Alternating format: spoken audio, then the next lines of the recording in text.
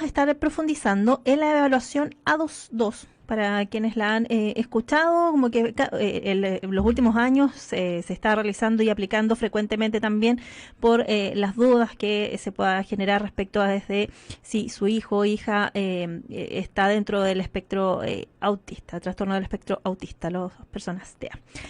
Y por ello ya está en nuestros estudios nuestra invitada, la fonoaudióloga Valeria Balmaceda, quien es profesional de Centro Médico Siembra Salud. Aquí le damos la más cordial bienvenida. ¿Cómo está, Valeria? Bien, muchas gracias. Más cerquita del micrófono, muévalo nomás. Y ¿Ahí sí? así, muévalo nomás y esto se mueve así. Sí, perfecto. cerquita ahí. Valeria, partamos conceptualizando A22, porque claro, yo lo decía al principio, se ha vuelto muy frecuente, pero hay personas que nos están escuchando en diferentes puntos de la región que quizás no han escuchado acerca de esta evaluación y lo tan relevante que se ha transformado en el último tiempo. Ya, perfecto. Mira, el A22 es una escala de observación para el diagnóstico del autismo. Y de hecho eso es lo que significa las siglas en español del inglés. Y es el 2 porque es la segunda versión. La primera versión la hizo Catherine Lord en la Universidad de California. Y se hizo una revisión en el año 2012, donde Bien. se agregó también otro módulo. Y por eso quedó el A22. Ya, por eso, y es el que actualmente nosotros utilizamos para poder hacer la hipótesis diagnóstica para las personas que tienen TEA. ¿Ya? ¿Y en qué consiste? Básicamente es una evaluación que es estandarizada y semiestructurada de situaciones que se van planteando, situaciones sociales, donde se van buscando gatillar ciertas respuestas que van coincidiendo con el diagnóstico del TEA para las personas que están con la duda o que tienen como hipótesis diagnóstica el trastorno del espectro autista. Sirve, por ejemplo, a aplicar esta evaluación que es el A22. ¿Ya? ¿Puede dar un falso positivo, por ejemplo, el A22? ¿O es demasiado estructurado y es así, no hay equivocación y no tiene ningún error? Va a depender también Ya. mucho de la persona que lo aplique. Lo que sí siempre se pide para la aplicación es que sea una persona que tenga ya experiencia con trastorno de espectro autista, ¿ya? Y siempre te va a entregar una hipótesis diagnóstica, porque finalmente quien hace el diagnóstico siempre tiene que ser un médico. Va a ser un médico con la especialidad de neurología o un psiquiatra, ¿ya? Son ellos los únicos que pueden, bueno, por lo menos en Chile, validar el diagnóstico que te da el A2, ¿ya? La hipótesis diagnóstica. Ya. Sí, lo pensaba también porque sobre todo las mujeres tienden a enmascarar el autismo Sí. y por ende a veces resulta un poco más complejo el poder diagnosticarlo. Sí, es que va a depender también de la expertise. Aparte que hay que considerar que este se hizo el 2012. Todavía, por ejemplo, no estaba el DSM-5, que es el manual nuevo que nosotros estamos utilizando desde el 2013. Ya desde el 2013 en adelante está el DSM-5. Y antes se pensaba que la proporción de personas TEA, hombres versus mujeres, eran 4:1. Sí. ¿Ya? ¿Por qué? Sí, porque eso, porque la mujer tiene muchas habilidades para poder enmascarar, aparte que tiene que ver con un tema como social. O sea, la mujer era la más calladita. Muchos de los síntomas o muchos de los signos que podía tener pasaba más por cosas de personalidad, de estar más en la casa, de ser más como más retraída, ¿ya? Y se hizo mucho en hombres, o sea, la población que se estudió para poder determinar las conductas era más en hombres, porque se pensaba que era más 4:1. Ahora sabemos que la proporción está como en 3:1. Ya esos son como más o menos los últimos estudios que dicen que por cada 3 hombres hay una mujer. Antes era más. Sí, antes era más amplia la diferencia. ¿Qué es el DSM-5? El DSM-5 es el manual diagnóstico que nosotros utilizamos, ¿ya? Para aplicar el A2. Claro, es un manual diagnóstico de la APA, que es la Asociación de Psiquiatría Americana, ¿Ya? Donde se van clasificando las enfermedades que tienen que ver con la salud mental. Y esta es una enfermedad del neurodesarrollo.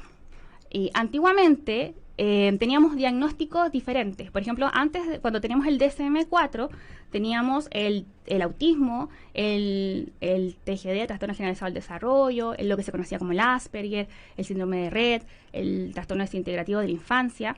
Y después, cuando se hizo la revisión y se sacó el año 2013 el DSM-5, ya pasó a ser todo TEA, trastorno del espectro autista. Ah, perfecto. Ya, porque tiene que ver con que el TEA es fluido, va moviéndose. En cambio, el otro era un diagnóstico mucho más rígido.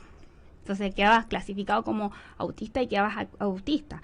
En cambio, hablar de TEA es un diagnóstico fluido. Sí, podemos ir de... El espectro, estos que son más de, o sea, de, ¿cómo les denominan? De alto funcionamiento. Exacto. Claro.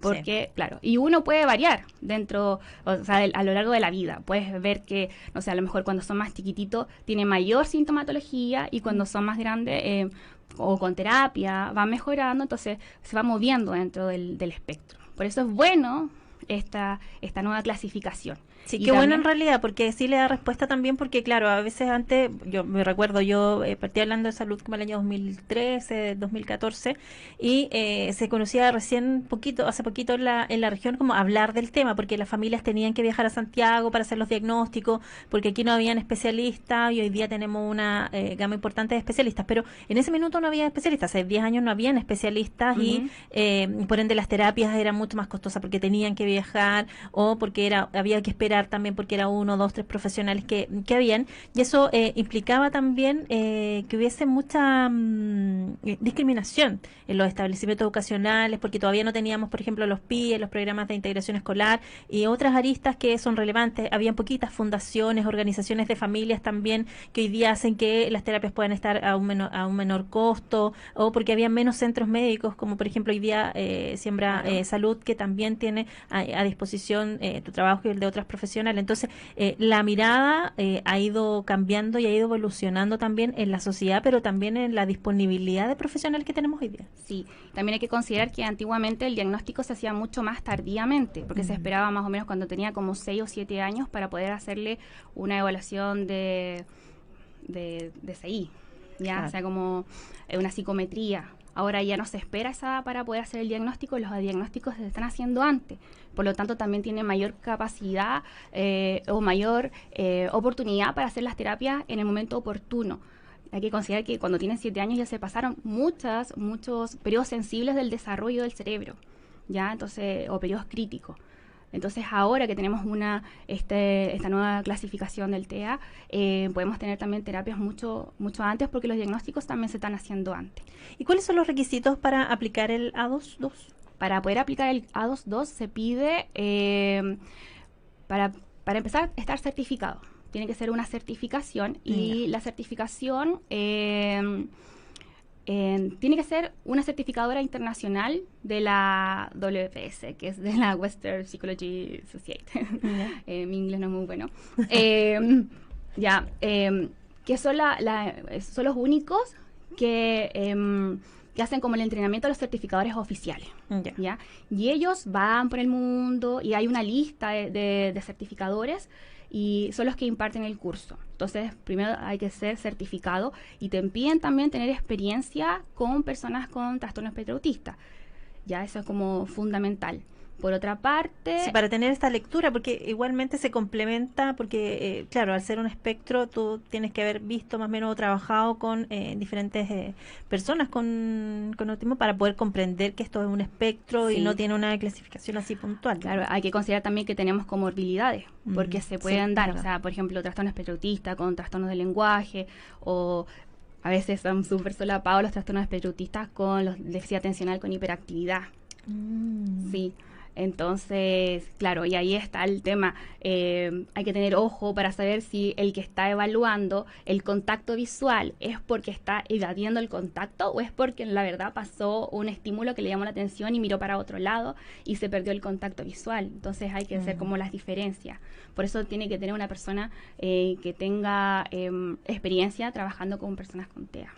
¿Y el A2 es aplicable, es estandarizado para niños y para adultos? Sí, lo que pasa es que el A2 se puede pasar de los 12 meses hasta la edad adulta, ya hasta arriba, pero va a depender de la edad y el desarrollo del lenguaje que tenga la persona, el módulo, porque son 5 módulos. Entonces, Tenemos, por ejemplo, el módulo T, que fue el último que se incorporó, que es para niños muy pequeñitos, de los 12 meses hasta los 30 meses aproximadamente, y sirve para niños que no tienen todavía lenguaje oral, ¿ya?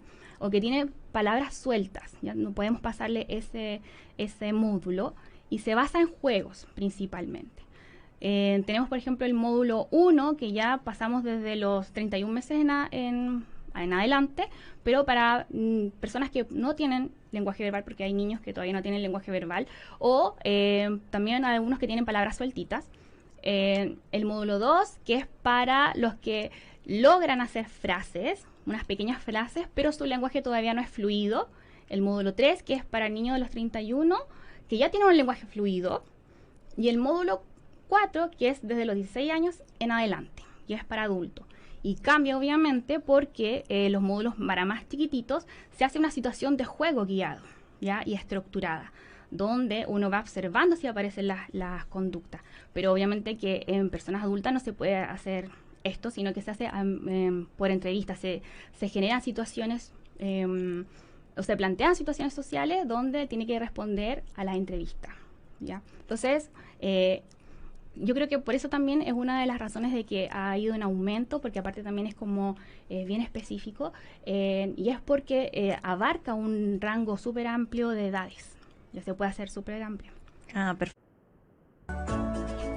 16 horas con 22 minutos. Continuamos haciendo Sanamente en esta jornada de día miércoles 19 de abril. Hoy profundizando en la evaluación A2 junto a la fonoaudióloga Valeria Balmacea, profesional de Centro Médico Siembra Salud, pero también de Terapias La Serena. Terapias La Serena, donde tienen ahí un enfoque también respecto a trastorno del espectro autista, neurodesarrollo, psicomotricidad y otros temas relevantes, así que lo vamos a estar invitando también.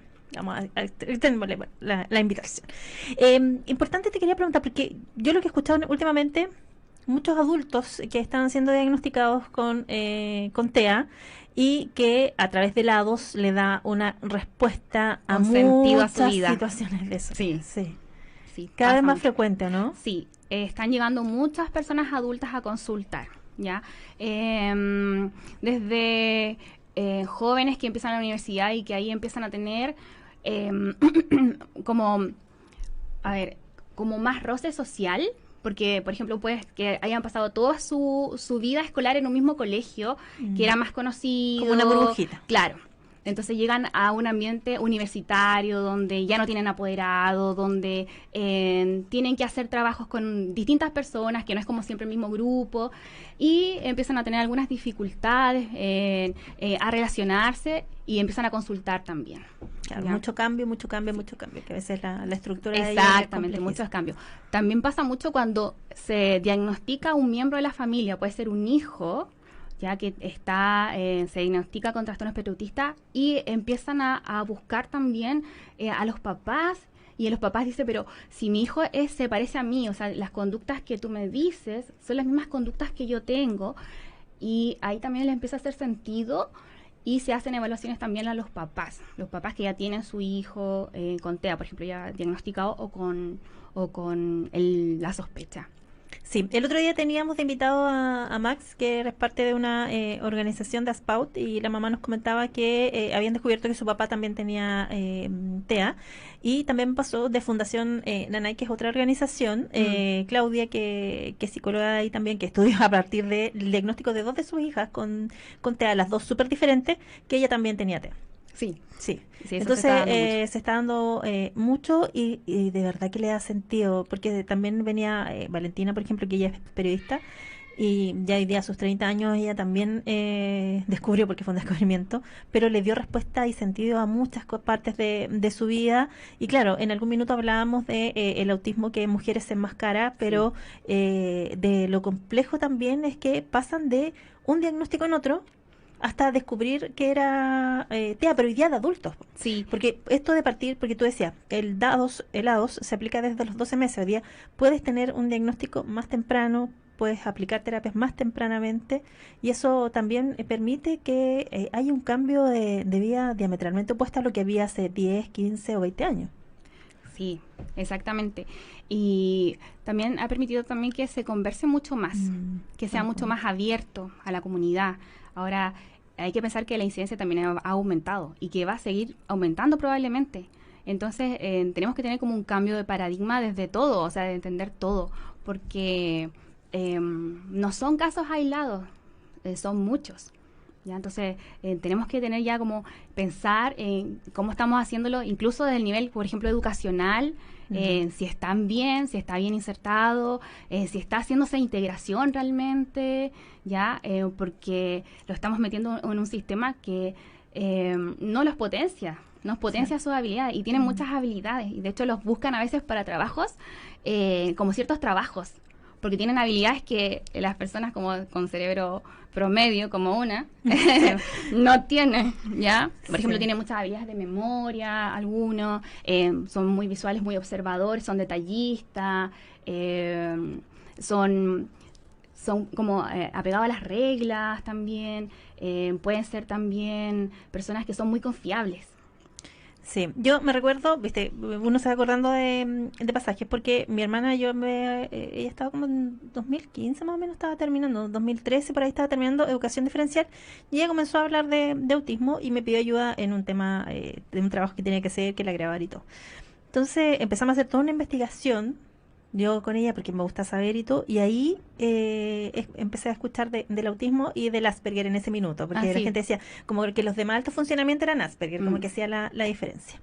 Y llegamos a un caso, en ese tiempo, si tiene que ser hace como 15 años, de un chico en España que él estudió en la universidad, pero para su trabajo no, porque estudió leyes. Entonces le costaba un poco para leyes, pero le encontraron el trabajo perfecto. Era guía del museo. Guía de un museo Porque son sequísimos. y sequísimo. Se sabía la historia de todos los personajes que habían en ese museo y la gente lo felicitaba, lo destacaba. Ya tenían como el preaviso de que él era TEA, en ese minuto autista, hacía secas nomás, Ajá. y funcionaba muy bien porque era muy apegado a las reglas y a la gente le encantaban sus relatos. Entonces ahí esa habilidad fue potenciada. Pero claro, es importante también porque uno hoy día también escucha mucho que la gente cree que hay un sobrediagnóstico. Yo creo que en realidad se está develando una realidad que antes era invisibilizada nomás. Sí, yo creo que hay varios factores, ¿ya? De verdad que la incidencia ha aumentado en el último Sí, tiempo. Eh, Creo que el 2021 salió un estudio que decía que era de uno de cada 55, así, muy alta. es muy alto. Bueno, tenemos que considerar que antes eran muy escondidos, era muy común cuando tenían alguna dificultad, los llevaban o al campo, los llevaban a vivir a otro lado. eh, También tenemos que considerar que como cambió el manual diagnóstico, ya no se está evaluando o no se está diagnosticando tan tarde, se diagnostica más temprano. Pero también tiene que ver con factores ambientales que están, o sea, se habla de la epigenética, Sí, ¿ya? sí, he Factores escuchado. ambientales que están alterando el material genético, ya sea de las células progenitarias de los padres o en el mismo feto, ¿ya? Porque tenemos que pensar que estamos en un mundo súper plástico, Sí. lleno de agrotóxicos, todo lo que comemos está ultra procesado, mucha radiación, muchos factores ambientales que altera el plegamiento de las proteínas y bueno, y afecta el material. Entonces, eso altera también el desarrollo neurológico del feto o del embrión. Sí, por eso es que también tienen a veces una dieta diferente. Yo me recuerdo hace 10 años incluso hablaban de las vacunas que podían haber tenido una Ah, alteración. sí. Había muchísimos temas ahí que estaban en proceso de descubrirse, pero cada día se va avanzando y eso es lo relevante y también como sociedad hemos ido avanzando. Ahí vamos a seguir conversando esto. Pero te invito a una pausa comercial. Hoy hablamos de la evaluación A22 junto a la fonoaudióloga Valeria Balmaceda. Vamos a la pausa comercial y ya volvemos.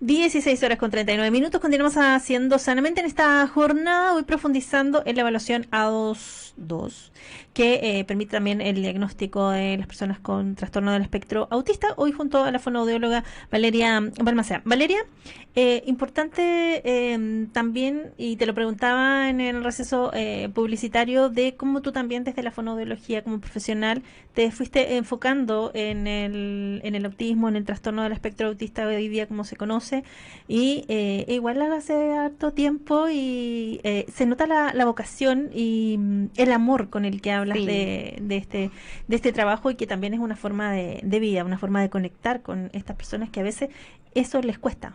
Sí, sí, yo, bueno, como te contaba, yo hace 13 años que salí de la universidad y, bueno, voy a contar lo mismo que le estaba contando la Maca, que la forma que a mí me enseñaron a evaluar era muy distinta, ¿ya? Tenemos que considerar que eran 13 años atrás, entonces era como la evaluación de papel y lápiz, digamos, como trabajar con el cuaderno, la fonoaudióloga trabajaba con cuaderno, hacía las actividades como en el cuaderno, y la primera vez, mi primer paciente, digamos, en un centro, mi primer usuario, era un chico con TEA, que tenía 7 años, un niño no verbal, y cuando yo lo ingresé a la sala, o sea, todo lo que a mí me enseñaron, todo eso no servía para nada. Era imposible poder evaluarlo de esa forma, y tampoco podía evaluarlo de las cosas que no hacía. Entonces ahí yo tuve mucha ayuda de las terapeutas ocupacionales que trabajaban conmigo en ese tiempo, que me enseñaron a mirar a este niño de una forma diferente, desde las cosas que él puede lograr y que esos hay que potenciar y generar un vínculo terapéutico. Y bueno, desde esa oportunidad hasta ahora han pasado mucho tiempo ya, 13 años, que cambiaron también los diagnósticos, que cambiaron la forma de ver.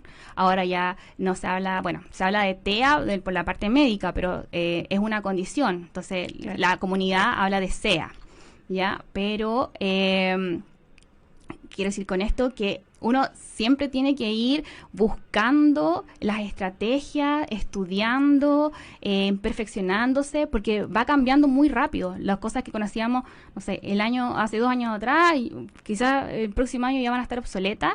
Por ejemplo, el tema de las mujeres no se sabía anteriormente. Esto es actual. Reciente, sí. Claro, es una cosa que es de ahora. Entonces, siempre tenemos que ir cambiando la forma de mirarlo, la forma de abordarlo también, y buscando perfeccionarse en el tema. Y yo creo que lo que te puedo decir es que desde hace 13 años atrás, ahora, creo nunca jamás he visto una persona TEA igual a otra persona TEA. Es como existe tantos autismos o tantos TEA como personas TEA hay. Cada uno es diferente. Entonces no puedes trabajar lo mismo o no puedes enfocarte lo mismo en cada, o sea, en distintas personas. Ya tienes que aprender a mirarlo, aprender a mirar las distintas aristas, las cosas que le gustan, las cosas que no, por qué hacen las conductas que hacen, o qué le está pasando, y ir mirando todo, darte cuenta qué está pasando. Te voy a contar una vez una cosa que me pasó. Yo tenía una niña que yo trabajaba con ella, y dentro de su rutina, dentro de la sala, era que ella se sacaba los zapatos cuando ingresaba conmigo. Y una vez, bueno, ella se sacaba los zapatos. Yeah. Y una vez cuando hacía calor, yo entré con ella y yo estaba con chalas. Y estaba sentada a lo indio, porque uno trabaja en suelo, prácticamente en suelo. Y estaba sentada a lo indio con ella y ella estaba jugando, estábamos súper bien, conversando y todo. Y de pronto a mí se me corrió un poco la chala. Y se puso a llorar. Se puso a llorar mucho, así como que se descontroló, fue terrible. Y yo mirando todo alrededor, así, ¿qué pasó? ¿Qué pasó? Porque estaba súper bien, y de pronto me di cuenta que era mi chala la que se había corrido. Entonces me arreglé la chala y ya se empezó a arreglar el problema.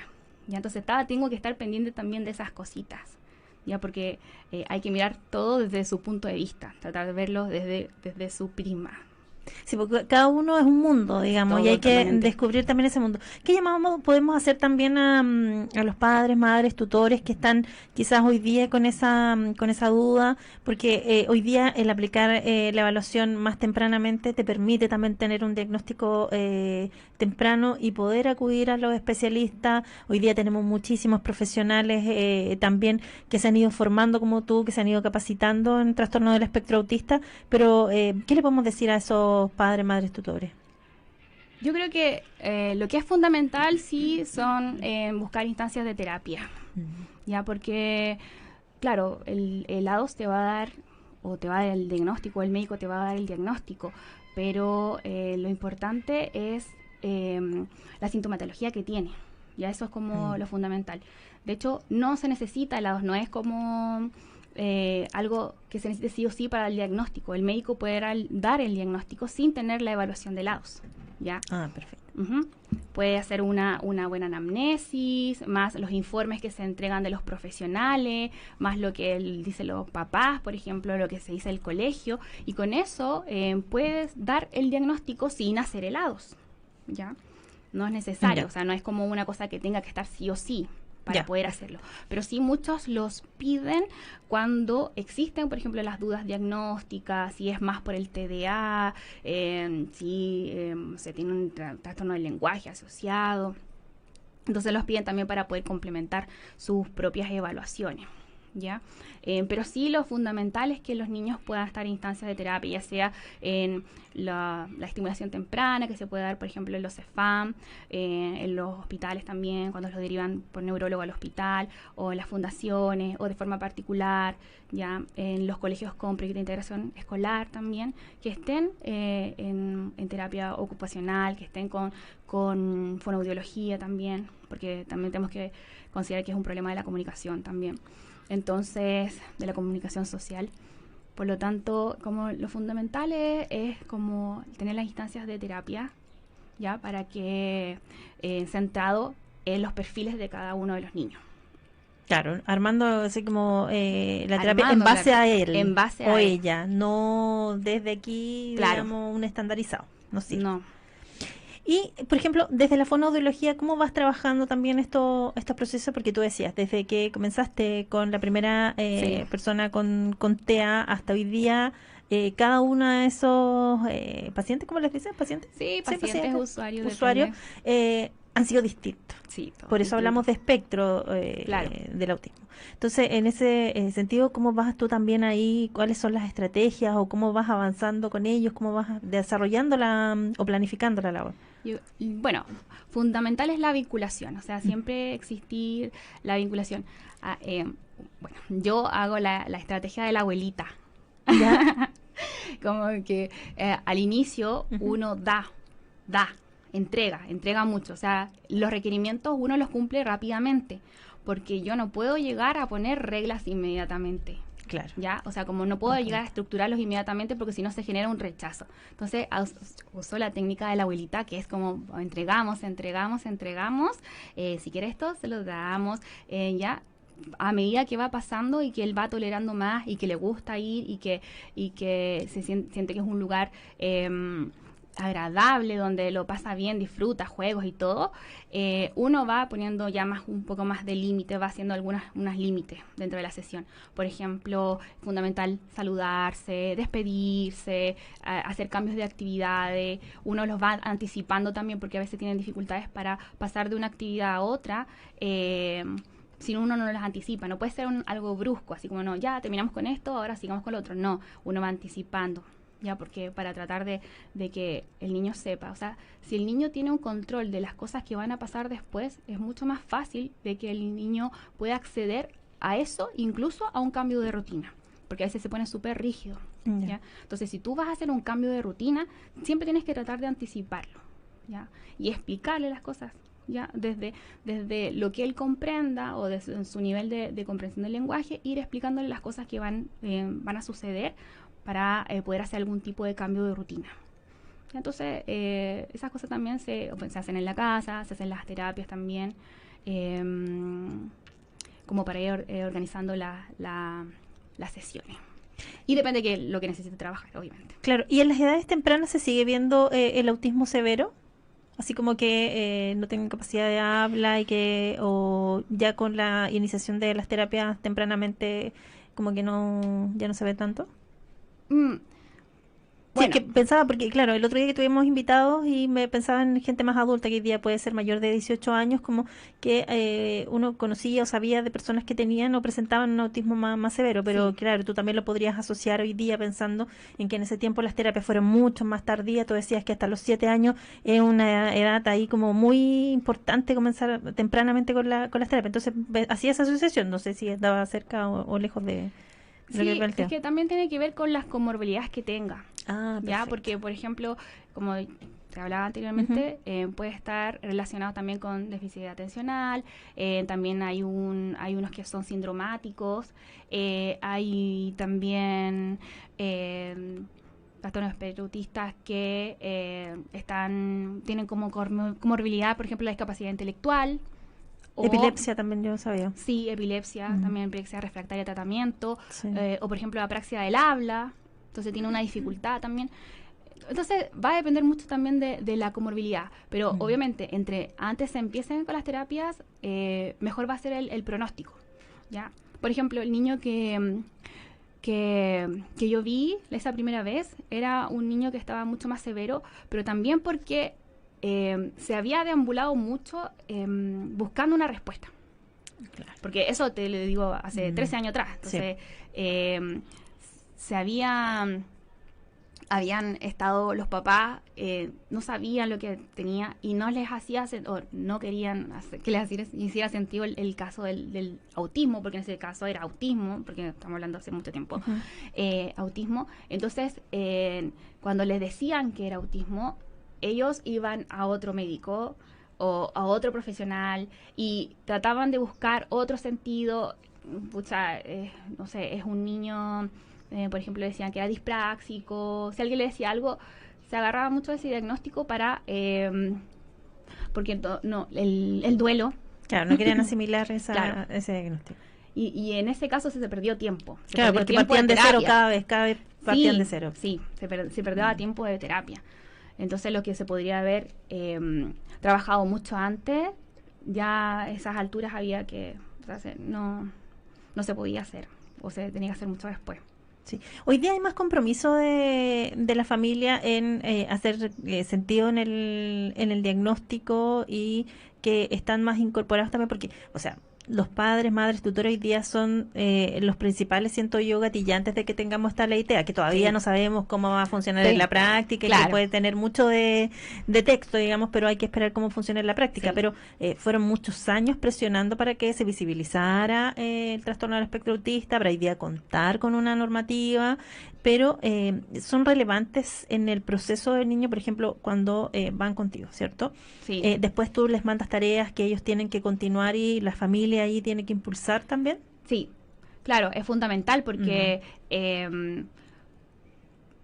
si yo voy a estar con el paciente, con el usuario, 45 minutos, una vez a la semana, y eso no se refuerza en casa, o mm. lo que le diga la terapeuta no se refuerza en la casa, entonces no va a haber ningún aprendizaje. Entonces cuando vuelva conmigo la semana siguiente, es empezar como de nuevo, avanzar un paso, retroceder un paso, avanzar Claro. un paso, retroceder un paso. Entonces, claro, el compromiso con la familia es fundamental, o sea, que la familia también trabaje con el niño y se comprometa es fundamental, ¿ya? Antiguamente era un estigma muy grande tener TEA, o bueno, tener autismo en ese caso. Sí, Por eso se hacía tanto la diferencia como no, mi hijo no es autista, es Asperger, porque claro, como que lo diferenciaba un poco. sí. Ya yo creo que ahora somos más tolerantes y no tiene tanto el estigma porque es TEA, entonces abarca mucho más. Y como te digo que ahora ya es más móvil, si uno tiene no sé, necesita más apoyo, porque lo que se habla ahora es del apoyo que necesita. Si el paciente al inicio necesita mucho más apoyo, ese apoyo puede ir cambiando a lo largo de la vida con las terapias. O puede ser que, no sé, necesite más apoyo en ciertas áreas. Por ejemplo, si necesita más apoyo en la interacción social, pero no necesita tanto apoyo en la comunicación, o necesita más apoyo, no sé, por ejemplo, digamos, como... en, en Ay, bueno, se me olvidó. Me distraje. Necesita mucho más apoyo, por ejemplo, el tema de las conductas, lo conductual, ¿ya? Ay. Entonces, va variando, ¿ya? Pero sí, el compromiso familiar es fundamental. Y yo siento que ahora la comunidad está mucho más empoderada, está mucho más visibilizada, las mamás la luchan, son las primeras en que van a los colegios, son muy activas también en redes sociales, son muy activas en Facebook, se van contando experiencias y eso les sirve mucho, así como, por ejemplo, el tema de, no sé, desde cómo le quitaron los pañales, cómo le hicieron para quitar los pañales, y los papás se dan tips, se dan datitos, a mí me funcionó así, yo le echaba no sé cuánto, yo lo sentaba en esta parte, entonces, y los papás se han empoderado muchísimo y lo que es muy bueno, lo que yo encuentro que es fenomenal y es genial que ellos estén tan empoderados con su hijo, bueno, obviamente, pero también en saber que no están solos. Sí, tener su red de apoyo y todo, de contención, pero además de ir visibilizando tener esa labor de vocería, de representar a todas estas familias del mundo azul y todo, que siento yo es bien relevante. Y eso ha permitido que, por ejemplo, lo que conversábamos también en el receso publicitario, que uno vaya al centro comercial hoy día y que en realidad si ve a un niño que está viviendo una pataleta ahí con su papá, mamá, tutor, ya no te detengas a mirarlo como pasaba antes, porque en realidad puede ser una desregulación. Sí. Claro. Entonces, eso también es relevante de cómo hemos ido avanzando. Hay que seguir avanzando mucho más, sí, pero es importante, sí, social, como sociedad también. Valeria, ¿cómo se ponen en contacto contigo? Fonoaudióloga Valeria Balmaceda, porque tiene ahí 2 labores. Para que nos cuente y... Sí, y tengo mi Instagram, que lo hice hace muy poquito. Ya, perfecto. Porque tenía el mío personal, pero dije, no, ya, voy a hacer uno profesional. Claro, uno profesional, que es @fono_La Serena. Ya. Así que por ahí me pueden seguir. Trabajo también en el Centro de Terapias La Serena, que queda en Ulrichsen con Carlos Vargas. Y también en el Centro Siembra Salud, que está en Eduardo de la Barra. Sí, aquí bien cerquita de nosotros, sí, está también ahí en el centro. Te queremos agedecer, Valeria, tu disposición, la conversación también y este amor con el que habla. Sí, me encantó. Me emociona. Que te vaya muy bien. Muchas gracias por acompañarnos, profundizar también en el lado 2 y además hablar también de todo lo que implica el mundo TEA, pero desde lo profesional y desde la labor del día a día. Sí, gracias a ti por la invitación. Sí, muchas gracias. Yo estaba muy nerviosa al principio, tengo que decirlo, porque es la primera vez que estoy en radio. Pero no, pues fue súper ameno. Es que como estar en el living en la casa, así que muy agradecida también. Sí, muchas gracias. Nosotros nos escuchamos mañana a contar de